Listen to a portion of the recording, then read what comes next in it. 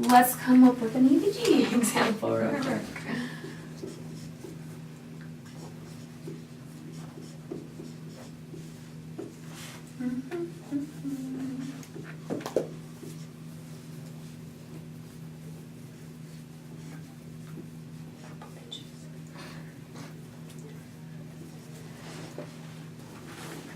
I think that's right. These are hard to come up with. Yeah.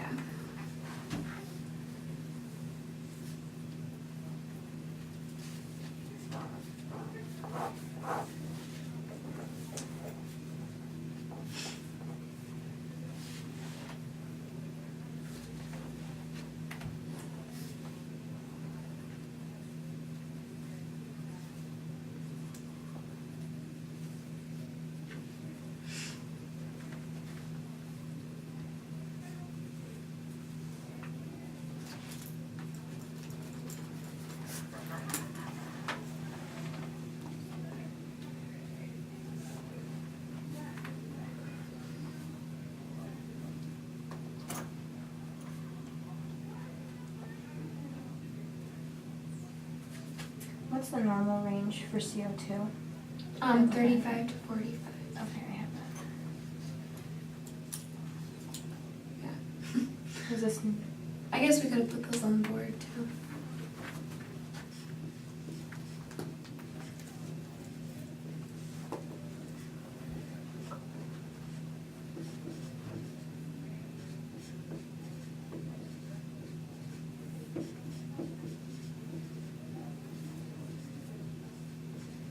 Right, 22, 26, yeah.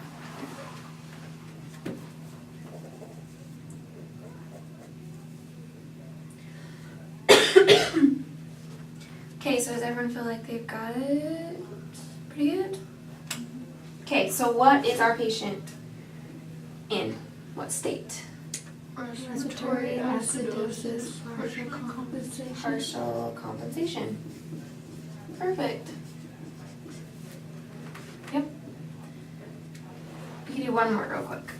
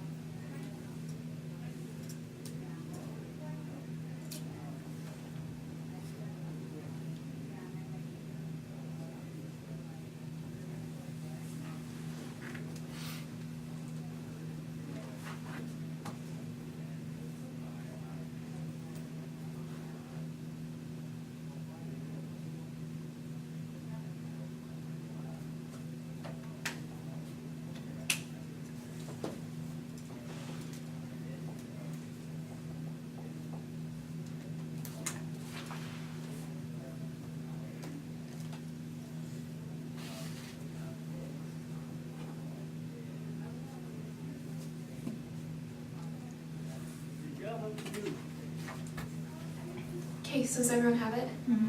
What is our patient in? Hyperventilation, alkalosis, Fully compensated. Yep. I know, don't be tricked. They're in the doorway of normal, so full compensation. Perfect. They're like close on either side, but still in normal.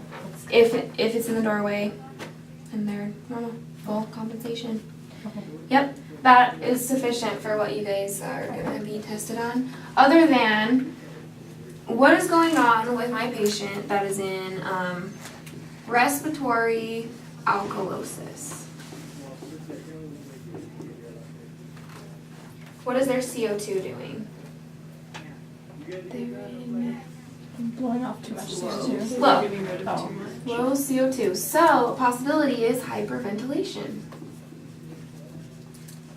Right? Because I'm blowing off too much. What are some possible causes for hyperventilation when we have patients in the hospital? Anxiety, pain. Anxiety and pain, those are the top two. I'm sure there's a lot of other things, like an asthma attack. Sometimes they'll end up going alkalotic and then they'll shoot up to acidosis and stuff like that, but those are kind of the main ones. So what are the signs and symptoms of someone in respiratory alkalosis? Do you guys remember? Lightheaded. Lightheaded and paresthesia, because that's how you feel after you've blown up like a ton of balloons. So that was how we remembered, our signs and symptoms for respiratory alkalosis. Now, what would you do to treat someone's respiratory alkalosis? That actually it helps release more CO2, but you could try to teach them to slow down, like say breathe with me, like just slow down. Take care of the underlying cause, so like pain, give them a pain med.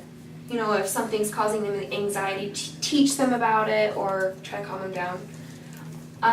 Also, you can give someone like a rebreather or like a bag where they actually are rebreathing some of their own CO2. I've heard people even giving patients like a cup, just something where they're kind of breathing back in some of their own air. So that's that one. What about respiratory acidosis? What's our issue? High CO2. Yeah, too much So CO2. slow, shallow breath. Yep, slow, shallow, stuff like that. Or, depression by morphine, for example. Like a medication is just taking away your drive to breathe or depressing your respiratory system. And what were our signs and symptoms for someone in respiratory acidosis? Red face. So flushed, Sweating. sweat, headache, and that was the baby crying where they just stop breathing and they get really red and mad and stuff like that. That's actually called hypercapnia, when you have too much CO2 in your blood, and it just turns you red everywhere, kind of. So you'll learn about that third semester. But other than that, I feel like everything we've just gone over will be sufficient for what's going to be about ABGs on the test. So, perfect.